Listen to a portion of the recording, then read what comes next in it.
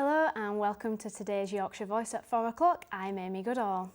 Coming up on today's show, we look forward to Leeds United's playoff semi-final, second leg against Derby on Wednesday. Find out why these runners had a reason to celebrate this weekend after completing the Leeds half marathon. And it's Mental Health Awareness Week this week. We'll be joined in the studio later by Gemma Birbeck. She's won an award for promoting rugby alongside mental health.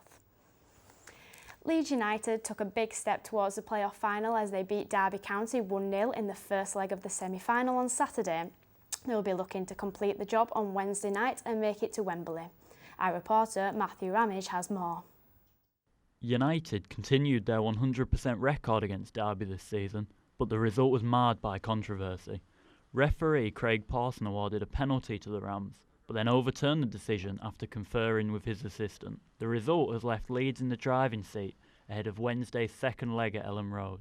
Yeah, well, Saturday went better than expected, really, because obviously we went in the game slightly as underdogs, if you like, because Derby were in better form than us. But we played really well and probably should have won more than the one goal, really. That's the disappointing thing.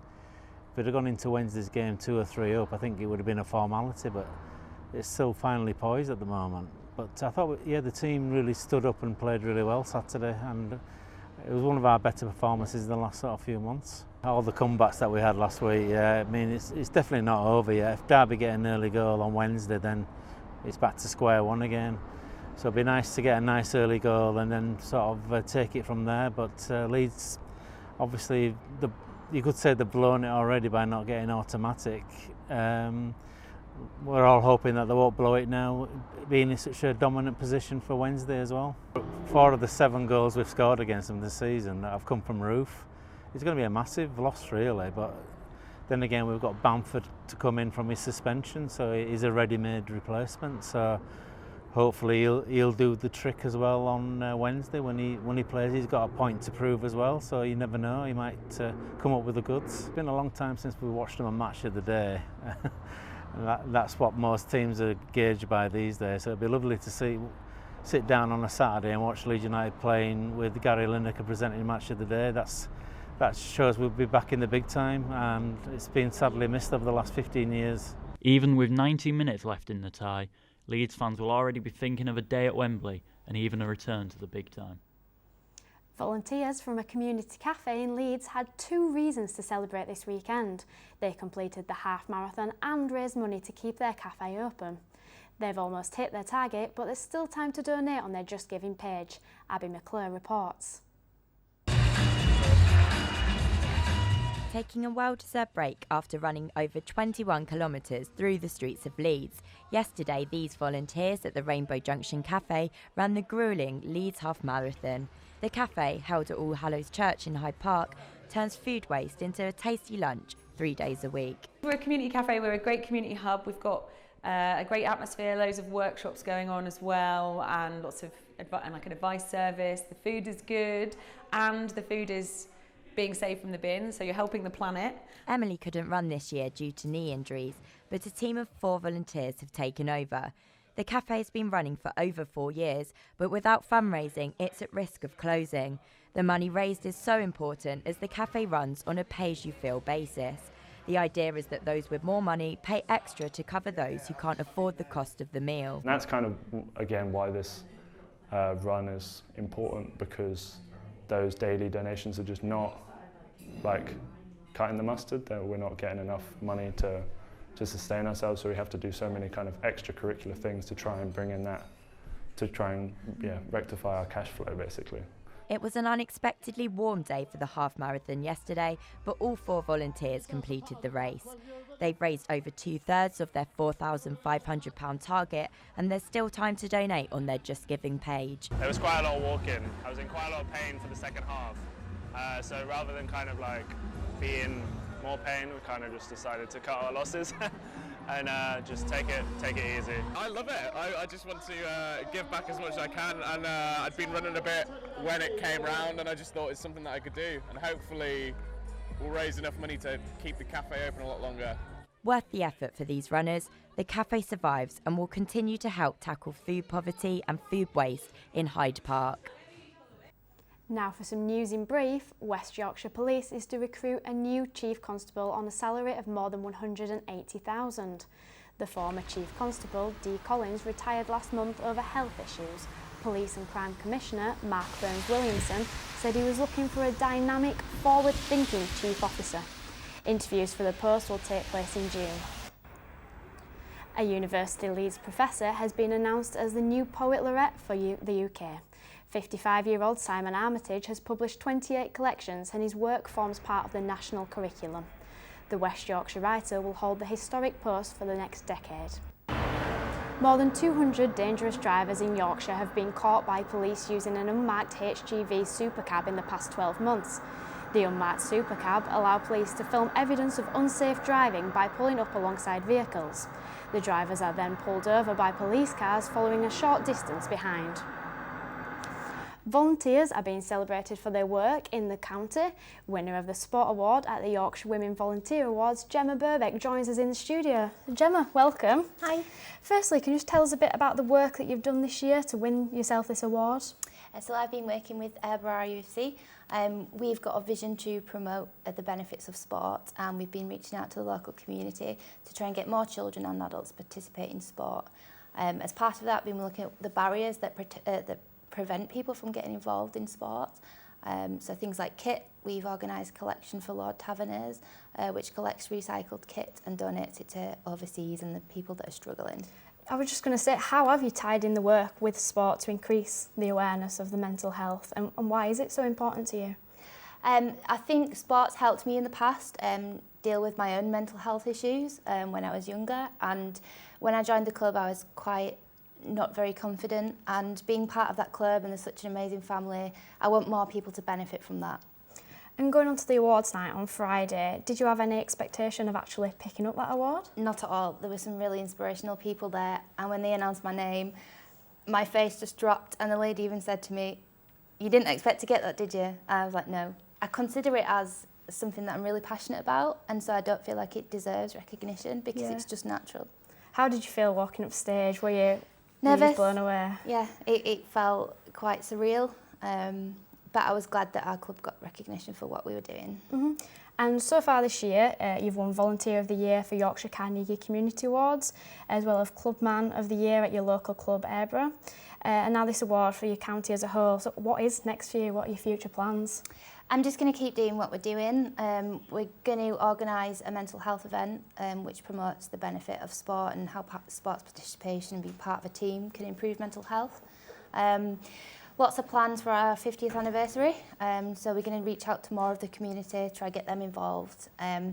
And we'll be running a session during the summer, which is a rugby picnic. So little children can come along, take part in a free taster session and have a picnic afterwards. When do you have a date for that yet? We haven't decided on the official date, but it's probably towards mid-June time. And just children invited for that, or yeah, just family? Children at the moment. But as a club, we do welcome kind of anyone from all ages, even as social members, if they're just looking for friends or to connect with other people. They don't necessarily have to like rugby. We're just a family club, and we want people to come on board and really just see what benefits you can get from being part of that club. Right, that's brilliant. Well, congratulations, and thank you for the interview. Good luck for the rest of the year. Thank you. Now, Bradford Council are looking to impose a ban on all disposable and portable barbecues. Ilkley Moor was ravaged by wildfire 3 weeks ago. Over 20,000 square metres of land was severely damaged, and it's thought that the fire may have been started deliberately. James Fountain reports. The charred remains of the Ilkley Moor fires. These were caused 3 weeks ago by the suspected misuse of a portable barbecue by a group of young men.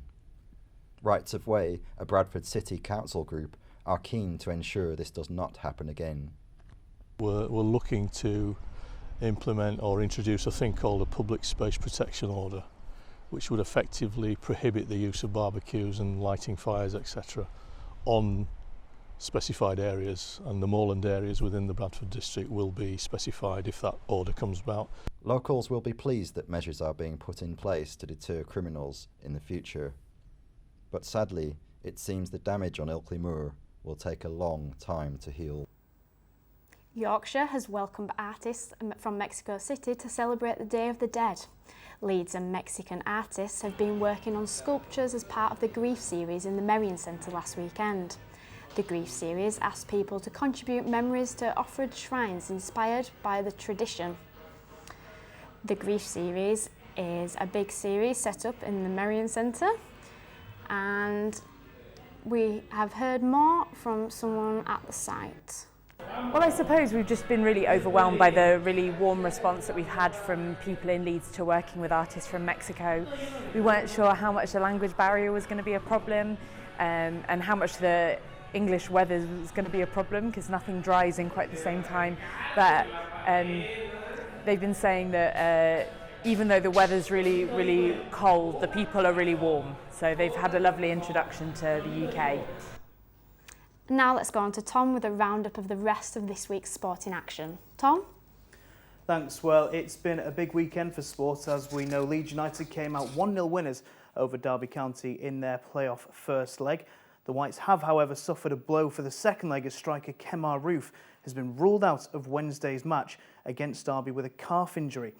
Into League One, and Doncaster had a slightly tougher time over the weekend. They hosted Charlton Athletic on Sunday, but lost 2-1 as Lyle Taylor and Joe Airbo's finishers put the visitors in a good position going into the second leg on Friday. Doncaster's Matty Blair gave Rovers some hope with a late goal at the Keepmoat Stadium. Rugby now, and the biggest game of the weekend saw Bradford Bulls host Leeds Rhinos in the Challenge Cup 6th round on Saturday lunchtime. The two sides haven't faced off competitively since the Bulls' relegation from the Super League in 2014. However, it was the lower league division side, Bradford, that came out with the win at 24-22. Elsewhere in the Challenge Cup, Friday saw Hull FC beat Castleford Tigers 28-12. Wakefield won 26-6 at home to Widnes, and Halifax won on the road at Dewsbury 34-6. On Sunday, the Huddersfield Giants lost 22-16 at home to Super League leaders St Helens. The draw for the quarter-finals was made after the Sunday games and is a surefire thing that a championship side will be in the semi-finals, as Bradford will host Halifax at Todsall. Elsewhere, Wakefield will travel to St Helens, Hull KR host Warrington, and Hull FC welcome the Catalan Dragons to the East Coast. And finally, in Rugby Union, Yorkshire Carnegie chairman Sir Ian McGeechan has stepped down from the club following his financial troubles there. Carnegie have also allowed Harry Davey and Cian Romain to leave, as both have signed with rival championship side Cornish Pirates. The pair follow Director of Rugby Chris Sterling's move to Cornwall.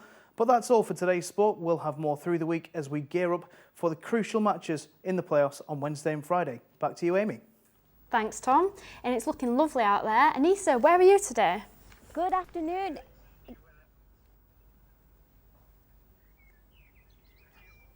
Good afternoon, Amy. Well, as you can see, the weather is looking great this afternoon. A perfect weather for a cornetto ice cream indeed.